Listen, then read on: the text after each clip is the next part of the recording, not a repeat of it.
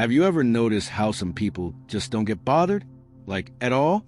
Someone cuts them off in traffic. They stay calm. Someone throws shade online and they're unfazed. Life throws a curveball and they handle it like it's nothing. Meanwhile, most of us, we're losing it over slow Wi-Fi. Let's be real. Life today is basically a non-stop invitation to get triggered. But what if I told you that it's possible to train your brain to stay cool no matter what's going on around you? This isn't about ignoring problems or becoming some emotionless robot. This is about rewiring your mindset so that things and people lose their power to disturb your peace. And if you stick around to the end, I'll share a psychological technique used by Navy SEALs to stay calm in the most intense situations on Earth. Let's start here. Getting bothered isn't about what's happening around you. It's about how you react to it. Think of it this way. Someone throws a match at you. If you're soaked in gasoline, you're going to explode. But if you're covered in water, that match does nothing.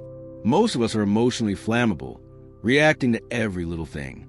But people who stay calm, they've learned how to become like water. So how you do that? Step 1, awareness. Research from Harvard found that we spend nearly 47% of our waking hours thinking about things that aren't even happening. Past mistakes, future worries, fake arguments we rehearse in the shower. That means almost half your stress comes from your imagination. The fix? Start labeling your thoughts. When you feel triggered, mentally say, "That's just a thought." It sounds simple, but studies show that labeling emotions reduces their intensity. You're stepping back, calming your brain's panic system, and regaining control. Here's a visual. Your thoughts are like cars on a highway. Most people chase every car. You're just standing on the overpass, watching them go by. The moment you stop chasing every thought, you start mastering your mind. Now let's talk about something called locus of control. Fancy term, but here's the gist. People either believe life happens to them or because of them. The first group blames traffic, rude people, bad luck. The second group focuses on what they can control, their reaction. Guess which group is less stressed and more successful? The second one, every time. So here's a question to ask yourself next time you're annoyed. Can I control this? If yes, take action. If no, let it go. Simple, powerful, and incredibly freeing. Let's talk about triggers. You know, those emotional buttons that people push, sometimes on purpose, sometimes by accident. But have you ever wondered why some things bother you more than others? It's because triggers are personal. They come from old wounds, deep beliefs, stuff you probably don't even realize you're carrying. When someone hits a nerve, it's usually because that nerve is already sensitive. The solution? Self-awareness. Journal. Reflect. Ask yourself, why did that bother me so much? Often, you'll find it's not about them. It's about something inside you. But here's the real flex. Once you understand your triggers, they lose their power. People can press the button, but it won't do anything anymore. Let's keep going, because we need to talk about boundaries. Being unbothered doesn't mean letting people walk all over you. In fact, it means the opposite. It means being unavailable to nonsense. Boundaries aren't about being mean. They're about being clear. Think of your peace like your phone battery. You don't just let anyone drain it. So, why let people drain your energy? Start saying no without guilt. Say, "I'm not available for that," without over-explaining. You teach people how to treat you by what you allow.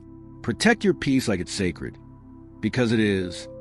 All right, let's talk about comparison. Social media has turned comparison into a full-time job. Everyone's life looks better than yours. Everyone's achieving more, traveling more, smiling more. Meanwhile, you're just trying to figure out what to eat for dinner. But remember this, you're comparing your behind the scenes to their highlight reel. And every time you compare, you create your own suffering. So here's a trick. Every time you catch yourself comparing, say, "That's not my race." Because it's not. You're running your race, and you're right on time. Another mindset shift that changes everything? Radical acceptance. It doesn't mean you like everything. It just means you stop fighting reality. You stop saying, "This shouldn't be happening." Because the more you resist reality, the more you suffer. Instead, say, "It is happening. Now what?" Radical acceptance gives you power.